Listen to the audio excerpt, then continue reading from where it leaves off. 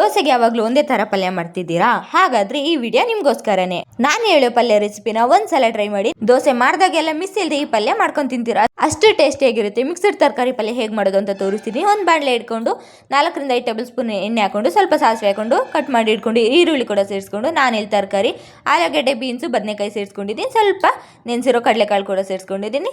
ತರಕಾರಿ ಕೂಡ ಸೇರಿಸ್ಕೊಂಡು ಎಣ್ಣೆಲೆ ಲೋ ಫ್ಲೇಮಲ್ಲಿ ಒಂದು 10 ನಿಮಿಷ ಬಾಡಿಸ್ಕೊಬೇಕು.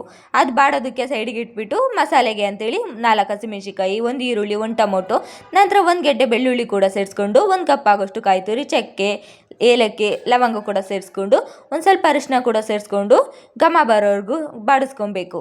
ತಣ್ಣಗಾದ್ಮೇಲೆ ಒಂದು ಮಿಕ್ಸಿ ಜಾರ್ಗೆ ಹಾಕೊಂಡು 1 ಟೇಬಲ್ ಸ್ಪೂನ್ ಆಗೋಷ್ಟು ಸಾಂಬಾರ್ ಪುಡಿ ಕೂಡ ಸೇರಿಸ್ಕೊಂಡು ಗ್ರೈಂಡ್ ಮಾಡ್ಕೊಂಡು ಆವಾಗಲೇ ತರಕಾರಿ ಫ್ರೈ ಮಾಡಿ ಇಟ್ಕೊಂಡಿದ್ದಿಲ್ಲ ಮಸಾಲೆ ಕೂಡ ಸೇರಿಸ್ಕೊಂಡು, ಮಸಾಲೆ ಫ್ರೈ ಆದ ನಂತರ ಮಸಾಲೆ ನೀರು ಕೂಡ ಸೇರಿಸ್ಕೊಂಡು ರುಚಿ ತಕ್ಕಾಗೆ ಉಪ್ಪು ಕೂಡ ಸೇರಿಸ್ಕೊಂಡ್ರೆ ಪಲ್ಯ ರೆಡಿನೇ ಆಗಿಬಿಡುತ್ತೆ.